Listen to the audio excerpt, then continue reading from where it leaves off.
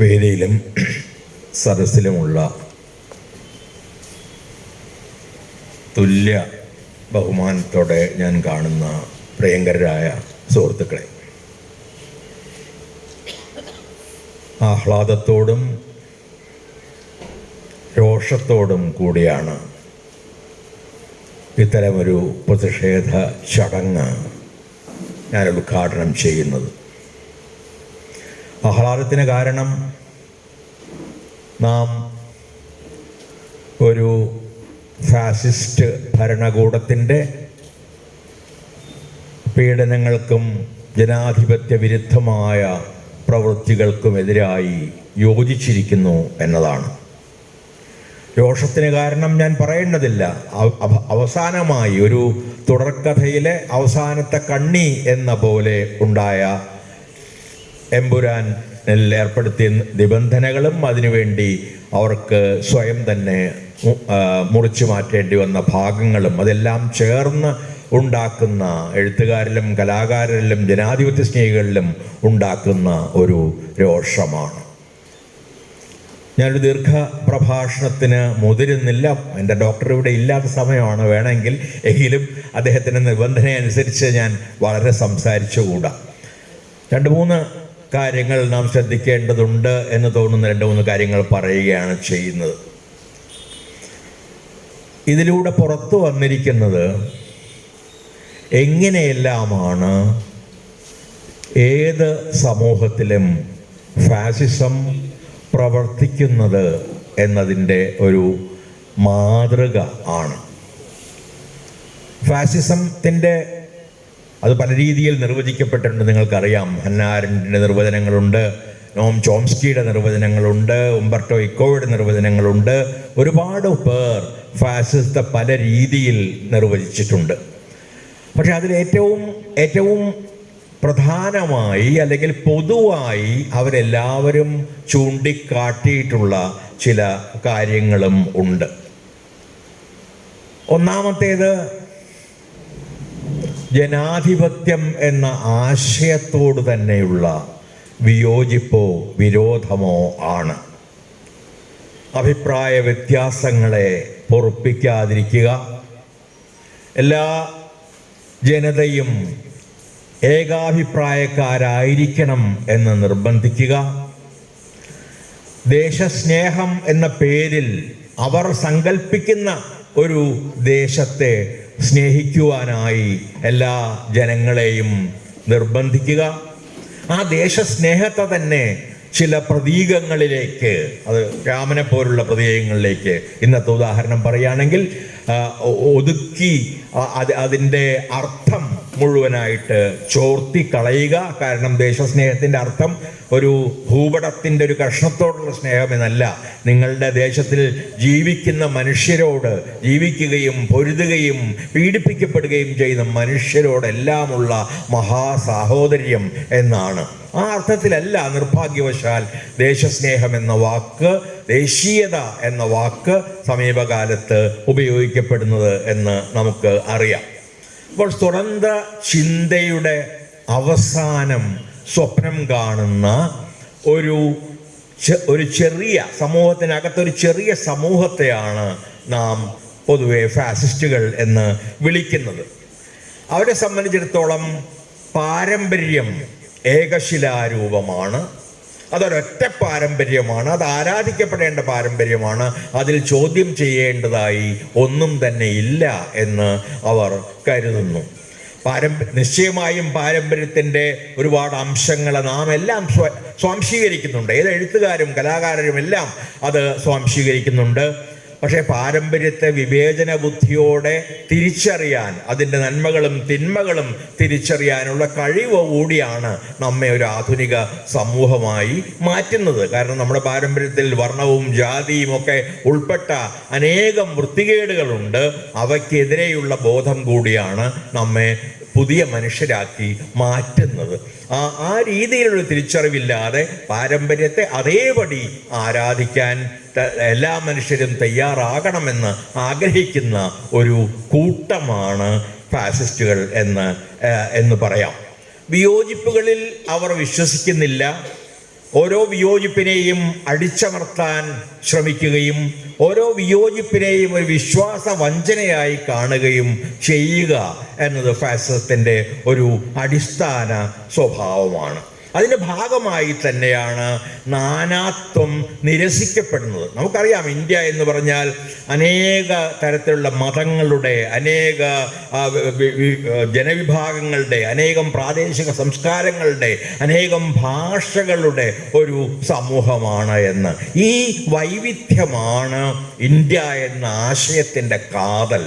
ഈ വൈവിധ്യത്തെ അടിച്ചമർത്തി ഇല്ലാതാക്കുക, അതിനെ ഒരു ഒറ്റക്കൽ പ്രതിമയാക്കി ഇന്ത്യയെ എല്ലാ അർത്ഥത്തിലും പ്രതിമയാക്കി തന്നെ നിശബ്ദമാക്കി മാറ്റുക എന്നത് എല്ലാ ഫാസിസ്റ്റുകളും ആഗ്രഹിക്കുന്ന, ഇന്ത്യയിലെ ഫാസിസ്റ്റുകൾ ആഗ്രഹിക്കുന്ന ഏറ്റവും പ്രധാനപ്പെട്ട ഒരു കാര്യമാണ്. മറ്റൊന്ന്, രണ്ട് തരത്തിലുള്ള ഭാഷണങ്ങൾ. ഒന്നിന് വേണമെങ്കിൽ പൊള്ളയായ ഭാഷണം എന്ന് പറയാം. അതിനകത്ത് ഒന്നും തന്നെ ഉണ്ടാവില്ല, അതിനകത്ത് പ്രതിരോധമുണ്ടാവില്ല, അതിനകത്ത് അനീതിക്കെതിരായ രോഷമുണ്ടാവില്ല. അത് കേവലമായ പ്രശംസയോ മുഖസ്തുതിയോ ആയി മാറിപ്പോകുമ്പോൾ അത് കേവലം പൊള്ളയായ ഭാഷണമായി മാറുന്നു. അതോടൊപ്പം തന്നെ അസത്യ ഭാഷണവുമുണ്ട്. നുണകൾ നിരന്തരം സൃഷ്ടിക്കുകയും പ്രചരിപ്പിക്കുകയും ചെയ്യുക എന്നത്, ഞാനതിൻ്റെ സൈദ്ധാന്തിക വശങ്ങളിലേക്ക് ഒന്നും പോകുന്നില്ല. നമ്മുടെ സമീപകാലത്ത് ഫൂക്കോ മുതൽ ഇങ്ങോട്ട് പറയുന്നതാണ്, ട്രൂത്ത് ഈസ് മാനുഫാക്ചേർഡ്. സത്യങ്ങൾ നിർമ്മിക്കപ്പെടുകയാണ്, അല്ലാതെ അങ്ങനെ കേവല സത്യമെന്നൊന്നില്ല. ഓരോ സമൂഹവും ഓരോ ഭരണകൂടവും അതിൻ്റെ ആഗ്രഹങ്ങൾക്കും താല്പര്യങ്ങൾക്കും അനുസരിച്ച് സത്യങ്ങൾ സൃഷ്ടിക്കുകയും പ്രചരിപ്പിക്കുകയും ചെയ്യുന്നു. അവ പലപ്പോഴും വേറൊരു ഭാഗത്ത് നിന്ന് നോക്കുന്നയാളെ സംബന്ധിച്ച് അവ തികച്ചും അസത്യങ്ങൾ ആകാം. ഈ തരത്തിലുള്ള അസത്യങ്ങളുടെ സൃഷ്ടിയും പ്രചാരണവും അത് പ്രചരിപ്പിക്കുന്നതിന് വേണ്ടിയുള്ള ഒരു വലിയ യന്ത്രത്തിൻ്റെ പ്രവർത്തനവും, അനേകം ആളുകൾ, സൈബർ പോരാളികൾ ഉൾപ്പെടെയുള്ള അനേകം, അവരെല്ലാം ശമ്പളം നൽകപ്പെടുന്ന ആളുകളാണ്. ഡൽഹിയിൽ കുറെ കാലം ഉള്ളതുകൊണ്ട് ഇതിൻ്റെ ആന്തരിക പ്രവർത്തനം അടുത്ത് കാണാൻ ഇടയായിട്ടുള്ളതുകൊണ്ട് പറയുകയാണ്. ഒരു മോട്ടോർ സൈക്കിൾ സൈന്യമുണ്ട്, ഒരു സൈബർ സൈന്യമുണ്ട്. എല്ലാ മാസവും ശമ്പളം കിട്ടുന്ന ഒരു സൈന്യമാണ് അത്. അവരാണ് ഈ നുണകൾ ഏറ്റെടുത്ത് പൊലിപ്പിക്കുകയും പ്രചരിപ്പിക്കുകയും ചെയ്തുകൊണ്ടിരിക്കുന്നത്. ഭരണകൂടത്തിന് അനുകൂലമായ കാര്യങ്ങളെ പൊലിപ്പിക്കുക, ഭരണകൂടത്തിന് എതിരായ കാര്യങ്ങളെ നിശബ്ദമാക്കുക. അങ്ങനെ ഒരു വലിയ യന്ത്രം ഇന്ത്യ മുഴുവൻ തന്നെ പ്രവർത്തിച്ചു കൊണ്ടിരിക്കുന്നത് 2014 മുതൽ പ്രത്യേകിച്ചും നാം കാണാൻ ആരംഭിക്കുന്നു. അപ്പോൾ അത് സങ്കുചിതമായ, നേരത്തെ പറഞ്ഞതുപോലുള്ള നിഷേധാത്മകമായ ഒരു ദേശീയതയെ മുന്നോട്ട് വയ്ക്കുന്നു. അത് ദേശത്തിനകത്ത് തന്നെ ഒരു വിഭാഗം ജനതയെ അന്യരാക്കി മാറ്റുന്നു. ദി അതർ എന്ന് പറയുന്ന അപരരാക്കി മാറ്റുന്നു. ഇന്ത്യയെ സംബന്ധിച്ച് നമുക്കറിയാവുന്നതുപോലെ ആദ്യത്തെ ഈ അപരത്വം, അല്ലെങ്കിൽ ആദ്യമായി കണ്ടുപിടിക്കപ്പെട്ട അപരർ എന്ന് പറയുന്നത് ഇന്ത്യയിലെ മുസ്ലിങ്ങളാണ് എന്നാണ്. അതിനെക്കുറിച്ചൊക്കെ വളരെ ദീർഘമായി ലേഖനങ്ങളും പ്രഭാഷണങ്ങളും ഒക്കെ എഴുതുകയും നടത്തുകയൊക്കെ ചെയ്തിട്ടുള്ളതുകൊണ്ട് അതിലേക്ക് ഞാൻ പോകുന്നില്ല. നമുക്കറിയാം, ഇന്ത്യയുടെ വിഭജനത്തിന് കാരണം മുസ്ലിങ്ങളാണെന്ന് നമ്മുടെ പോലും മനസ്സിൽ പലർക്കും ചെലുത്താനായിട്ടുണ്ട്. പക്ഷേ നമുക്കറിയാം, ഹിന്ദു മഹാസഭയുടെ രൂപീകരണത്തോടെയാണ് സ്വതന്ത്ര ഇന്ത്യ ഹിന്ദുക്കളുടേതായി മാറുമോ എന്ന ഭയമുണ്ടാവുകയും ആ ഭയത്തെ ചൂഷണം ചെയ്തുകൊണ്ട് ഒരു തന്ത്രജ്ഞൻ ആയ ജിന്ന ഇന്ത്യയുടെ വിഭജനത്തിന് വേണ്ടി വാദിക്കുകയും ചെയ്യരുത്. അതുകൊണ്ട് ഇന്ത്യയുടെ വിഭജനത്തിന് കാരണം മുസ്ലിങ്ങളാണ് എന്നത് തന്നെ നിർമ്മിക്കപ്പെട്ട ഒരു നുണയാണ്. അത് ഒരു ഹിന്ദു ഇന്ത്യയാണ് ഉണ്ടാവുന്നതെങ്കിൽ അവിടെ നമുക്ക് സ്ഥാനമുണ്ടാവില്ല, അവിടെ നാം രണ്ടാം തരം പൗരന്മാരാകും എന്ന ഭയമാണ്. ആ ഭയത്തെ ചൂഷണം ചെയ്യുകയാണ് വളരെ തന്ത്രശാലിയായ കൗശലക്കാരനായ ജിന്ന ചെയ്തത്. അതിൻ്റെ ഫലമായിരുന്നു നമ്മുടെ രാജ്യത്തിൻ്റെ വിഭജനം എന്ന് പറയാം. ഇതോടൊപ്പം തന്നെ ഞങ്ങൾ തന്നെയാണ് ജനങ്ങൾ എന്ന ഒരു തോന്നലും അവർ നിരന്തരമായി ഉണ്ടാക്കുന്നു. ഞങ്ങൾ എന്നവർ പറയുമ്പോൾ അവരുടെ പാർട്ടി എന്നോ അവരുടെ കുറച്ച് ആളുകളെന്നോ അല്ല ഉദ്ദേശിക്കുന്നത്. ഈ ജനങ്ങൾക്ക് വേണ്ടി, ഇന്ത്യയിലെ മുഴുവൻ ജനങ്ങൾക്ക് വേണ്ടിയാണ് ഞങ്ങൾ സംസാരിക്കുന്നത് എന്നാണ് അവർ പറയുകയും അവകാശപ്പെടുകയും ചെയ്യുന്നത്. നമുക്കറിയാം ജനാധിപത്യത്തിൻ്റെ ആണിക്കല്ല് പ്രതിപക്ഷം ആണ് എന്ന്. ആ പ്രതിപക്ഷത്തോടുള്ള ബഹുമാനമാണ് ഒരു ജനാധിപത്യത്തെ യഥാർത്ഥ ജനാധിപത്യമാകുന്നത്. പക്ഷെ ആ പ്രതിപക്ഷത്തെ ശത്രുക്കളായി കാണുകയും അവരുടെ അഭിപ്രായങ്ങളെ തങ്ങൾക്ക് എതിരായ, സ്വാഭാവികമായും തങ്ങൾക്കെതിരായ അല്ലെങ്കിൽ വിമർശനപരമായ അഭിപ്രായങ്ങളെ നിരാകരിക്കുകയും പാർശ്വവൽക്കരിക്കുകയും നിരന്തരമായി അതിനെ നിശബ്ദമാക്കുകയും ചെയ്യുക എന്നതും ഫാസിസത്തിൻ്റെ എല്ലാ കാലത്തെയും ഒരു സ്വഭാവം ആയിരുന്നിട്ടുണ്ട്. ഫാസിസത്തിൻ്റെ ഒരു തരംതിരിക്കലിലേക്കൊന്നും ഞാൻ പോകുന്നില്ല. വ്യത്യാസങ്ങൾ സ്വാഭാവികമായും ഉണ്ടായിട്ടുണ്ട്. ജർമ്മനിയിൽ ഫാസിസത്തിന് വ്യത്യസ്തമായിട്ട് ചെയ്ത് അതിൽ നിന്ന് വ്യത്യസ്തമായിരുന്നു സ്പെയിനിലേത്. ഇങ്ങനെ നമുക്ക് പറഞ്ഞു പോകാവുന്നതാണ്. വ്യത്യാസങ്ങൾ നിശ്ചയമായും ഉണ്ട്. ഓരോ ദേശത്തിൻ്റെ സ്വഭാവം, ഓരോ ജനതയുടെ സ്വഭാവം, ഭരണകൂടത്തിൻ്റെ സ്വഭാവം, അതിനെ പിന്താങ്ങുന്ന വർഗത്തിൻ്റെ സ്വഭാവം, ഇതെല്ലാം തന്നെ സ്വാഭാവികമായും ഫാസിസത്തിൻ്റെ സ്വഭാവത്തെ നിർണ്ണയിക്കുന്നുണ്ട്. അങ്ങനെ ഇവിടെ കോർപ്പറേറ്റുകളാൽ സാമ്പത്തികമായി പിന്താങ്ങപ്പെടുന്ന ഒരു ഫാസിസ്റ്റ് ശക്തി ഹിന്ദുത്വത്തെ ഒരു മൂലധനമായി ഉപയോഗിക്കുന്ന ഒരു ഫാസിസ്റ്റ് ശക്തി വളർന്നു വന്നിരിക്കുന്നു എന്നതാണ് നമുക്ക് പ്രത്യക്ഷമായ ഒരു യാഥാർത്ഥ്യം. ഒരു വികലമായ ഒരു സൗഹൃദമാണ് ഈ രണ്ട് കൂട്ടരും തമ്മിൽ, കോർപ്പറേറ്റ് സാമ്പത്തിക വ്യവസ്ഥയുടെ നേതാക്കളും ഹിന്ദുത്വയുടെ നേതാക്കളും തമ്മിൽ ഇന്ത്യയിൽ ഉണ്ടായി വന്നിരിക്കുന്നത്. അവർ രണ്ടുപേരും ചേർന്ന് ശ്രമിക്കുന്നത് നമ്മുടെ ചരിത്രത്തെ തിരുത്താനും ചരിത്രത്തെ തന്നെ മാറ്റി എഴുതാനും ആണ്. ഞാനിതിൻ്റെ ഒന്നും ഉദാഹരണങ്ങളിലേക്ക് കടക്കുന്നേയില്ല. നിങ്ങൾ പത്രങ്ങൾ വായിക്കുന്ന എല്ലാവർക്കും അറിയാം ഓരോ ദിവസവും എങ്ങനെയാണ് ചരിത്രം തിരുത്തി എഴുതപ്പെടുന്നത്. നമുക്കറിയാം എങ്ങനെയാണ് ഗാന്ധിയുടെ സ്ഥാനം ക്രമേണ ഗോഡ്സെ എടുത്ത് വരുന്നത് എന്ന്, എങ്ങനെയാണ് ഗോഡ്സെ തൂക്കിക്കൊല്ലപ്പെട്ട ദിവസം ബലിദാന ദിവസമായി മാറുന്നത് എന്ന്, എങ്ങനെയാണ് ഗുജറാത്തിലെ പാഠപുസ്തകങ്ങളിൽ സവർക്കറും ഗോഡ്സെയും എഡ്ഗവാറും എല്ലാം വലിയ ദേശഭക്തരായി അവതരിപ്പിക്കപ്പെടുന്നത് എന്ന്, എങ്ങനെയാണ് ഇന്ത്യയിൽ നടന്നിട്ടുള്ള പ്രതിരോധ പ്രസ്ഥാനങ്ങളെ മുഴുവൻ തന്നെ നിശബ്ദമാക്കിക്കൊണ്ടോ വക്രീകരിച്ചുകൊണ്ടോ പാഠപുസ്തകങ്ങളിൽ ചിത്രീകരിക്കാൻ അവർ ശ്രമിക്കുന്നതെന്ന്, അതിൻ്റെ ഒരു ഉപോൽപ്പന്നമാണ് ഒരർത്ഥത്തിൽ ആധുനിക വിദ്യാഭ്യാസ നയം എന്ന് പറയുന്ന ന്യൂ എഡ്യൂക്കേഷൻ പോളിസി എന്ന് പറയുന്ന വിദ്യാഭ്യാസ നയം തന്നെ. വിമർശനത്തെ, ചിന്തയെ, വിചാരത്തെ, ചോദ്യത്തെ ഇല്ലാതാക്കുന്ന ഒരു വിദ്യാഭ്യാസ സമ്പ്രദായത്തിന് രൂപം നൽകാനുള്ള ശ്രമമാണ് ആ പദ്ധതിയിലൂടെ ഭരണകൂടം നടത്തുന്നത് എന്ന് നിസ്സംശയം പറയാനാകും. അപ്പോൾ അത് സ്വാതന്ത്ര്യത്തെയും പ്രതിപക്ഷത്തെയും വിമർശകരെയും ഒന്നും തന്നെ അംഗീകരിക്കുന്നില്ലാത്തത് കൊണ്ട് തന്നെ ആവിഷ്കാര സ്വാതന്ത്ര്യം ഫാസിസത്തിൻ്റെ ആദ്യത്തെ ഇരയായിട്ടുണ്ട്. എവിടെയെല്ലാം ഫാസിസം ഉണ്ടായിട്ടുണ്ടോ അവിടെയെല്ലാം അവരുടെ ആദ്യത്തെ നമുക്ക് നൽകപ്പെട്ട അല്ലെങ്കിൽ ഭരണഘടന നമുക്ക് നൽകിയിട്ടുള്ള സ്വാതന്ത്ര്യങ്ങളിൽ ഏറ്റവും പ്രധാനപ്പെട്ട സ്വാതന്ത്ര്യമായ ആവിഷ്കാര സ്വാതന്ത്ര്യമാണ് ഈ ഫാസിസത്തിൻ്റെ ആദ്യത്തെ ഇര എന്ന് പറയാം. ഈ ആവിഷ്കാര സ്വാതന്ത്ര്യത്തിൻ്റെ ലംഘനങ്ങൾ നാം നിരന്തരമായി കണ്ടു. നിങ്ങൾക്ക് ഓർമ്മയുണ്ടാവില്ല, ഒരു പക്ഷേ ഞാൻ നിങ്ങളിൽ വളരെ പ്രായം കൂടിയ ഒരാളാണ്.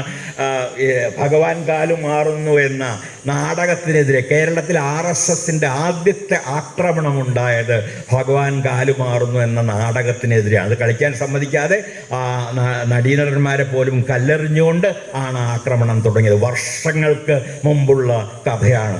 വർഷങ്ങൾക്ക് മുമ്പ് ആണ് ഞങ്ങളുടെ വീടിന് മുമ്പിലുള്ള ചെറിയ ക്ഷേത്രത്തിൽ ഈ രാഷ്ട്രീയ സ്വയം സേവകരുടെ പരിശീലനം ആരംഭിച്ചത്.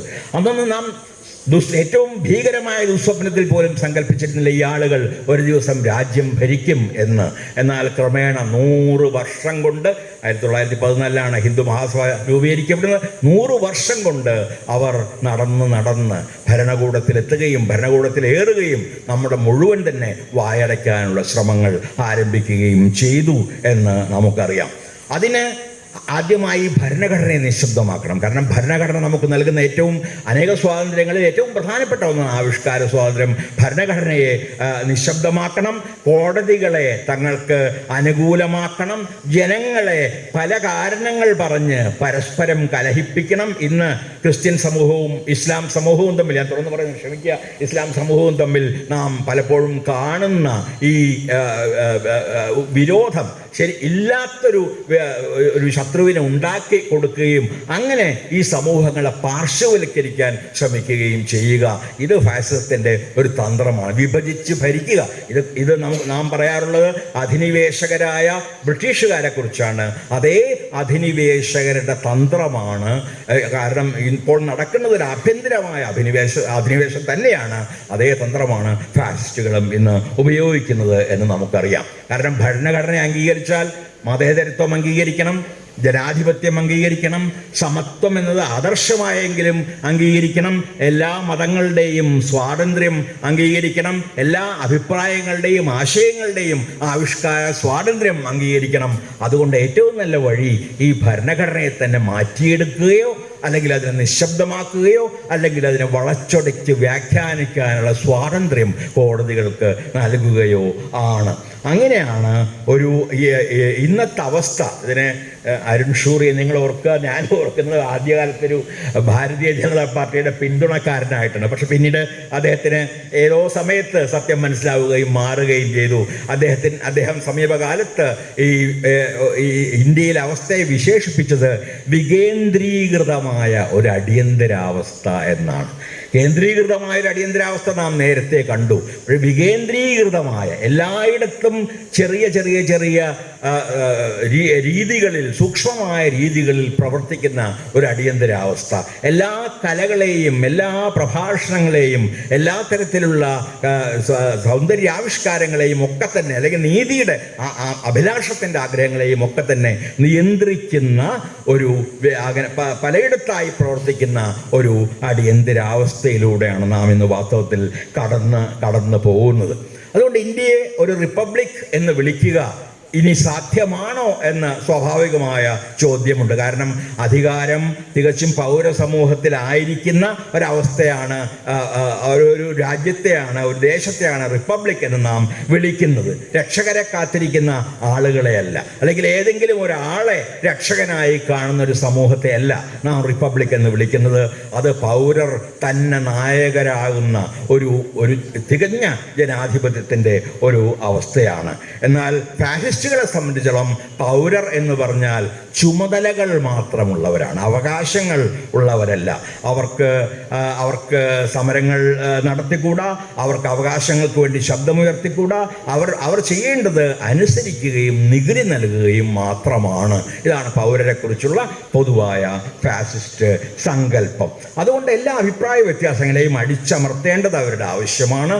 അത് സിനിമയിലാകട്ടെ, കവിതയിലാകട്ടെ, കഥയിലാകട്ടെ, മറ്റ് കലകളിലാകട്ടെ, അവിടെയെല്ലാം ഉയർന്നു വരുന്ന വിമത ശബ്ദങ്ങളെ അടിച്ചമർത്തുന്നത് ഫാസിസത്തിന് അനിവാര്യമായി തീരുന്നു. അതിനെ രാജ്യദ്രോഹം എന്ന് വിളിച്ച് ആ ശബ്ദമുയർത്തിയ ആളുകളെ ജയിലിലിടുന്നത് അനിവാര്യമായി തീരുന്നു. കരിനിയമങ്ങളെ എല്ലാം ഉപയോഗിക്കുന്നതും പുതിയ കരിനിയമങ്ങൾ നിർമ്മിക്കുന്നതും അവരുടെ ആവശ്യമായി തീരുന്നു. അങ്ങനെ ജനാധിപത്യത്തിൻ്റെ പുറത്തെ ചട്ടക്കൂട് നിലനിർത്തുക. എല്ലാവർക്കും വോട്ടവകാശമുണ്ട്, ഞങ്ങൾ ജനാധിപത്യത്തിലൂടെ അധികാരത്തിൽ വന്നവരാണ് എന്നവർക്ക് പറയാവുന്ന രീതിയിൽ ജനാധിപത്യത്തിൻ്റെ പുറം ചട്ടക്കൂട് നിലനിർത്തുകയും ജനാധിപത്യത്തിൻ്റെ സത്ത, അതിൻ്റെ ആത്മാവ് പൂർണ്ണമായി ചോർത്തിക്കളയുകയും ചെയ്യുന്ന ഒരു അവസ്ഥയിലൂടെയാണ് ഇന്ന് ഇന്ത്യ കടന്നു പോകുന്നത് എന്ന് നമുക്കറിയാം. അതോടൊപ്പം തന്നെ ഭൂരിപക്ഷമായിരിക്കെ തന്നെ ഞങ്ങളാണ് പീഡിതർ എന്നൊരു ഭാവം അതും പണ്ടേ ഫാസിസ്റ്റുകൾക്കുണ്ടായിരുന്നത് തന്നെയാണ്. വാസ്തവത്തിൽ ഭൂരിപക്ഷമാണ് ഹിന്ദുക്കൾ ഇന്ത്യയിൽ സംബന്ധിച്ച്. ഒരു മതപരമായി നോക്കുക, ഹിന്ദു എന്നുള്ള വാക്കിൻ്റെ ഉത്ഭവത്തിലേക്കോ അങ്ങനെ ഒന്നുണ്ടോ എന്നുള്ള ചോദ്യത്തിലേക്കോ ഒന്നും ഞാൻ പോകുന്നില്ല, പലപ്പോഴും പോയിട്ടുള്ളതാണ്. പക്ഷേ അങ്ങനെയാണെങ്കിൽ ഹിന്ദുക്കളാണ് ഭൂരിപക്ഷം. അപ്പോൾ പക്ഷേ ഈ ഭരണകൂടം ഭാവിക്കുന്നത് ഹിന്ദുക്കൾ ഇവിടെ പീഡിപ്പിക്കപ്പെടുന്ന ഒരു ചെറിയ ന്യൂനപക്ഷമാണ് എന്നാണ്. അതുകൊണ്ട് അവർ നിരന്തരമായി പറഞ്ഞുകൊണ്ടിരിക്കുന്നു, മുസ്ലിങ്ങളുടെ സംഖ്യ പെരുകുന്നു, അല്ലെങ്കിൽ ക്രിസ്ത്യൻ ജനതയുടെ സംഖ്യ പെരുകുന്നു, ഇത് വലിയ അപകടമാണ്, നമ്മൾ ഇല്ലാതാവും ഇന്ത്യയിൽ. ഈ രീതിയിലുള്ള പൂർണ്ണമായും കപടമായ, ഒരു തരത്തിലും ന്യായീകരിക്കാനാവാത്ത രീതിയിലുള്ള ഈ ന്യൂനപക്ഷാഭിനയം, അതും ഈ എല്ലാ ഫാസിസ്റ്റുകളും പല കാലങ്ങളിലായി ഉപയോഗിച്ചിട്ടുള്ള ഒരു തന്ത്രം ആണ് എന്ന് നിശ്ചയമായും പറയാം. അതുപോലെ ഒരുപാട് കാര്യം കൃത്രിമമായിട്ടുള്ള കണക്കുകൾ, പുരോഗതിയെക്കുറിച്ചുള്ള കണക്കുകൾ നിങ്ങൾക്ക് എല്ലാവർക്കും വാട്സപ്പിലൊക്കെ കിട്ടുന്നുണ്ട്. ഒരുപാട് കള്ളക്കണക്കുകൾ ഉണ്ടാക്കുക, പുരോഗതിയെക്കുറിച്ച് നിരന്തരം പറഞ്ഞുകൊണ്ടിരിക്കുക. ലോകം മുഴുവൻ നമ്മളെ മനുഷ്യാവകാശത്തിൻ്റെ ഏറ്റവും താഴെ നിർത്തുമ്പോഴും മനുഷ്യാവകാശത്തിൻ്റെ ഏറ്റവും മുകളിലാണ് നമ്മൾ എന്ന രീതിയിൽ കണക്കുകൾ പ്രചരിപ്പിക്കുക. നമ്മുടെ ദരിദ്രർ കൂടുതൽ ദരിദ്രരാകുമ്പോഴും ഇന്ത്യയിൽ ദാരിദ്ര്യമേ ഇല്ല, ഇന്ത്യയിലെ ജനങ്ങളെല്ലാം സുഖസമൃദ്ധിയിലാണ് എന്ന് നുണ പ്രചരിപ്പിക്കുക. ഈ രീതിയിലുള്ള അസത്യം കലർന്ന ഒരു ഭീകരമായ ആഭ്യന്തര അധിനിവേശത്തിലൂടെയാണ് നാം കടന്നു പോകുന്നത്. അതോടൊപ്പം തന്നെ ഉള്ളതാണ് നിരന്തരമായ നിരീക്ഷണം. നാം ഓരോരുത്തരും നിരീക്ഷിക്കപ്പെടുന്നു. എനിക്ക് യാതൊരു സംശയവുമില്ല, ഇവിടെ ഇരിക്കുന്ന ഈ സദസ്സിൽ ഒരാളോ രണ്ടാളോ എങ്കിലും ഉണ്ടാകും ഇവിടെ പറയുന്നത് എന്താണെന്ന് കേൾക്കാൻ വേണ്ടി മാത്രം വന്ന ആളുകൾ. ഞാൻ സംസാരിക്കുന്ന എല്ലായിടത്തും അത്തരം ആളുകൾ ഉണ്ടായിട്ടുണ്ട്, നിശ്ചയമായും അത്തരം ആളുകൾ ഉണ്ടാവും. അത് റിപ്പോർട്ട് ചെയ്യുന്നതിന് വേണ്ടിയുള്ള ആളുകൾ. അത് ഈ രീതിയിലുള്ള നേരിട്ടുള്ള നിരീക്ഷണം ഇന്ന് സാങ്കേതിക വിദ്യയിലൂടെ വളരെ അനായാസമായി തീർന്ന നിരീക്ഷണം, നിങ്ങളുടെ വാട്സപ്പ് മെസ്സേജുകൾ, നിങ്ങളുടെ SMS-കൾ, നിങ്ങൾ ലാപ്ടോപ്പിൽ നിന്ന് അയക്കുന്ന ഇമെയിലുകൾ, ഓരോന്നും നിരന്തരമായ നിരീക്ഷണത്തിൽ ആണ്. കാരണം സാങ്കേതിക വിദ്യ തന്നെ എന്ത് ചെയ്യണം എന്ന് നമ്മോട് പറയുന്നില്ല. അതുപയോഗിക്കുന്ന മനുഷ്യരാണ് തീരുമാനിക്കുന്നത് സാങ്കേതിക വിദ്യ എങ്ങനെയാണ് ഉപയോഗിക്കേണ്ടത് എന്ന്. അത് യുദ്ധത്തിന് ഉപയോഗിക്കാം, സമാധാനത്തിന് ഉപയോഗിക്കാം, അത് സംവാദത്തിനും സംവേദനത്തിനും വേണ്ടി ഉപയോഗിക്കാം, അത് ആക്രമണത്തിനും പീഡനത്തിനും വേണ്ടി ഉപയോഗിക്കാം. ഈ നിഷേധാത്മകമായ സാങ്കേതിക വിദ്യയുടെ ഉപയോഗമാണ് ഇന്ന് ഇന്ത്യയിൽ കൂടുതലായി നടക്കുന്നത് എന്ന് നമുക്ക് നിശ്ചയമായും കാണാൻ കഴിയും. അപ്പോൾ ഞാൻ പറഞ്ഞു വരുന്നത്, ഈ എമ്പുരാന് എതിരായ ആക്രമണം അല്ലെങ്കിൽ എമ്പുരാന് ഒരു സ്വയം സെൻസറിങ് വേണ്ടി വന്നത് ഈ ഫാസിസത്തിൻ്റെ ചിന്തകരെയും കലാകാരന്മാരെയും സ്വതന്ത്രമായ ആവിഷ്കാരങ്ങളെയും ഒക്കെ അടിച്ചമർത്തുന്ന ഫാസിസത്തിൻ്റെ ഒരു സ്വാഭാവികമായ ഫലം ആണ് എന്നാണ്. നാം അത് സമീപകാലത്ത് ആദ്യം കണ്ടത് MF ഹുസൈൻ്റെ കാര്യത്തിലാണ്. ഇന്ത്യയെ ലോകത്തിൻ്റെ ചിത്രകലയുടെ ഭൂപടത്തിൽ അടയാളപ്പെടുത്തിയ ആദ്യത്തെ കലാകാരൻ എന്ന് പറയാവുന്ന MF ഹുസൈൻ എങ്ങനെയാണ് നാട് കടത്തപ്പെട്ട് ഇന്ത്യക്ക് പുറത്ത് അദ്ദേഹത്തിന് മരിക്കേണ്ടി വന്നത് എന്ന് നമുക്ക് എല്ലാവർക്കും അറിയാം. ഇനിയുള്ള അനേകം കേസുകൾ എൻ്റെ സുഹൃത്തായിരുന്ന കലബുർഗി, അല്ലെങ്കിൽ പൻസാരെ, അല്ലെങ്കിൽ ധാബോൽക്കറയും നന്നായിട്ട് അറിഞ്ഞിരുന്ന ആളാണ്. ഗൗരി ലങ്കേഷ് മരിച്ച ദിവസം ഞാൻ ബാംഗ്ലൂരുണ്ട്. എൻ്റെ മകളുടെ അടുത്ത് ആ പ്രകടനത്തിൽ, അതിനെതിരായ പ്രകടനത്തിൽ പങ്കെടുത്ത ഒരാളായിരുന്നു ഞാൻ. അതുകൊണ്ട് ഈ തരത്തിലുള്ള സത്യസന്ധരായ പത്രപ്രവർത്തകരെ, സത്യസന്ധരായ ചിന്തകരെ, യുക്തിവാദികളെ, എഴുത്തുകാരെ, വിമർശകരെ നിശബ്ദമാക്കുക. ആ നിശബ്ദമാക്കാനുള്ള ഏറ്റവും എളുപ്പമായ വഴി, എന്നേക്കും നിശബ്ദമാക്കാനുള്ള വഴി നിശ്ചയമായും അവരെ കൊന്നു കളയുക തന്നെയാണ്. ആ രീതിയിലുള്ള ഒരു കൊലയാണ് വാസ്തവത്തിൽ ഇവിടെ നടന്നിരിക്കുന്നത്. അതിനെ നാം കൊലപാതകം എന്ന് വിളിക്കുന്നില്ലായിരിക്കാം, പക്ഷെ വാസ്തവത്തിൽ ആ രീതിയിലുള്ള ഒരു കൊലയോ അനേകം കൊലകളോ ആണ് ഈ ചലച്ചിത്രത്തിൻ്റെ കാര്യത്തിലും നടന്നിട്ടുള്ളത് എന്ന് നമുക്കറിയാം. ഇന്നും ജയിലിൽ അനേകം ആളുകൾ, അനേകം സുഹൃത്തുക്കൾ, എൻ്റെ പ്രിയ സുഹൃത്ത് തെൽത്തുംഡെ, എൻ്റെ വിദ്യാർത്ഥി ഹനി ബാബു, ഇവരെല്ലാവരും, ഞാൻ വളരെ നന്നായിട്ട് അറിയാമായിരുന്ന JNUവിലുണ്ടായിരുന്ന ഉമർ ഖാലിദ്, ഇങ്ങനെയുള്ള ഒരുപാട് ആളുകൾ, പിന്നെ സ്റ്റാൻ സ്വാമി വരെയുള്ള അനേകം ആളുകൾ, ഭരണകൂടത്തിൻ്റെ വിമർശകർ, ചിലർ ജയിലിൽ മരിച്ചു, ചിലർ ജയിലിൽ എങ്ങനെയൊക്കെയോ അതിജീവിക്കുന്നു. പക്ഷെ അവരുടെ കേസുകൾ പോലും കോടതികളിൽ പരിഗണിക്കപ്പെടാത്ത ഒരു അവസ്ഥ ഇന്നുണ്ട് എന്നറിയാം. അപ്പോൾ ഇവിടെ ഒരു കേരള സ്റ്റോറി എന്ന സിനിമയ്ക്ക് യാതൊരു സെൻസറിങ്ങുമില്ലാതെ വളരെ അനായാസമായി അത് തിയേറ്ററുകളിൽ കാണിക്കാം. കാരണം അത് കേരളത്തെ ഒരു മോശം സമൂഹമായി ചിത്രീകരിക്കുന്ന, ഒരു മതത്താൽ വിഭക്തമായൊരു സമൂഹമായി കാണിക്കുന്ന ഒരു സിനിമയാണ്. അത് കാണിക്കുന്നതിന് യാതൊരു വിരോധവുമില്ല. പക്ഷേ ഗുജറാത്ത് കലാപത്തെ അവിടെയും ഇവിടെയും അനുസ്മരിപ്പിക്കുന്ന എമ്പുരാൻ പോലുള്ള ഒരു ചലച്ചിത്രം കാണിക്കുമ്പോൾ അത് ഭരണകൂടത്തെ സംബന്ധിച്ച് അപകടകരമാകുന്നു. അവർക്ക് വിറളി പിടിക്കുന്നു. കാരണം ചരിത്രമെന്ന് പറയുന്നത് ഏറ്റവും പ്രതിസന്ധിയുടെ ഘട്ടങ്ങളിൽ നാം എത്തിപ്പിടിക്കുന്ന ഓർമ്മയാണ് എന്ന് പറയാറുണ്ട്. നാം ആ തരത്തിൽ ഈ ദുരന്ത ഘട്ടങ്ങളിൽ മനുഷ്യർ എത്തിപ്പിടിക്കുന്ന ഓർമ്മകളെ മുഴുവൻ തന്നെ നിശബ്ദമാക്കുകയും അവരെ നിരന്തരമായ ദുരന്തത്തിലേക്ക് തള്ളിയിടുകയുമാണ് ഫാസിസത്തിൻ്റെ ലക്ഷ്യം. അതുകൊണ്ട് തന്നെയാണ് ഇത്തരത്തിലുള്ള ഒരു യോഗം പ്രധാനമാകുന്നത്, ഈ രീതിയിലുള്ള ഒരു ഒന്നിച്ചു ചേരൽ വളരെ പ്രധാനമാകുന്നത്. ഞാനൊരു ചെറിയ കവിത വായിച്ച് അവസാനിപ്പിക്കാം. ഗുജറാത്തിൽ കലാപം 2002 കലാപം നടന്നു കഴിഞ്ഞ ഉടൻ ഗുജറാത്തിൽ പോയ 2 പേരായിരുന്നു ഞാനും ബംഗാളി എഴുത്തുകാരി മഹാശ്വേത ദേവിയും. അവിടെ ബറോഡയിലും അഹമ്മദാബാദിലും ഞങ്ങൾ ഒന്നിച്ചു പോയി.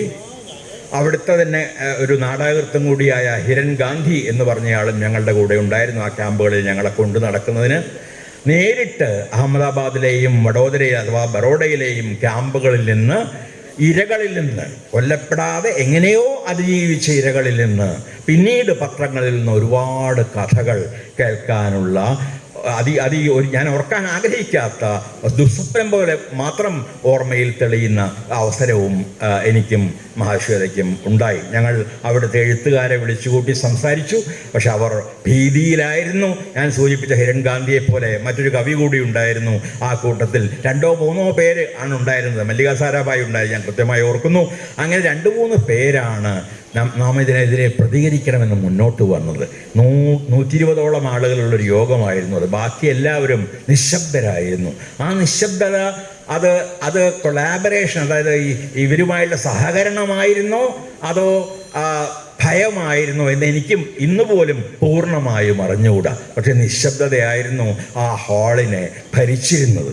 ആ ഭയം കൊണ്ടുണ്ടായ മൗനമാണ് ഞങ്ങളുടെ ചോദ്യങ്ങൾക്കും ആവശ്യങ്ങൾക്കും ലഭിച്ച ഏറ്റവും ഭീഷണമായ ഒരു പ്രതികരണം എന്ന് പറയാം.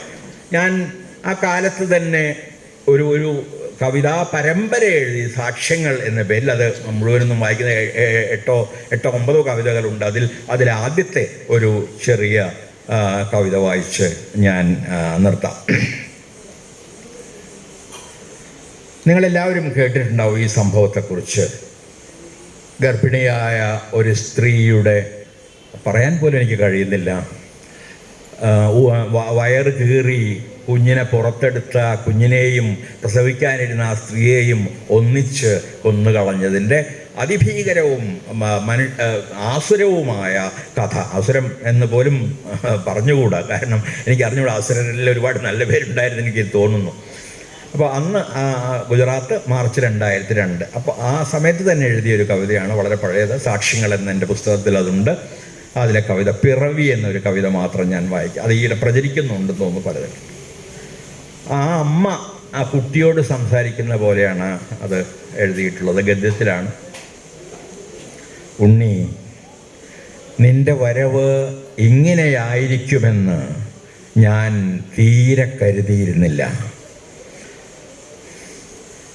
നിനക്കായി ഞാനൊരു താരാട്ട് കരുതിയിരുന്നു. സ്വന്തം കൈകൊണ്ട് തുന്നിയ കുഞ്ഞുടുപ്പും പൂക്കളും കരുതിയിരുന്നു. ശിരസിൽ ഒരു ശകലം മേഘവും നെറ്റിയിൽ മാലാഖമാരുടെ ചുംബനവുമായി നീ വരുമെന്ന് ഞാൻ സ്വപ്നം കണ്ടിരുന്നു. എൻ്റെ ഉള്ളിലെ നിന്റെ ഓരോ ചലനത്തിലും ഞാൻ ദൈവത്തിൻ്റെ കാലടികൾ കേട്ടു. പെട്ടെന്നായിരുന്നു എല്ലാം അവസാനിച്ചത്. കൊടിയും പന്തവുമായി അവർ വന്നു. അവരെൻ്റെ കൈകാലുകൾ കെട്ടിയിട്ടു. വാൾ കൊണ്ട് അടിവയർ നെടുകെ പിളർന്നു. അവർ നിന്നെ വലിച്ചു പുറത്തിട്ടപ്പോൾ നീ പൊക്കിൾ കൊടിയിൽ മുറുകെ പിടിച്ചുവോ? പുഴയും നിലാവും കിനാക്കണ്ടിരുന്ന കുഞ്ഞിക്കണ്ണുകൾ ഒന്നുകൂടി ഇറുക്കി അടച്ചുവോ? ആളിക്കത്തുന്ന വീട്ടിലേക്ക് അവർ നിന്നെ വലിച്ചെറിഞ്ഞപ്പോൾ മാലാഖമാർക്ക് മാത്രം കേൾക്കാവുന്ന നേരിയ ശബ്ദത്തിൽ നീ അമ്മയോട് വിട ചോദിച്ചുവോ? തീ നിന്നെ സ്വർണ്ണവിരലുകൾ കൊണ്ട് തലോടിയോ?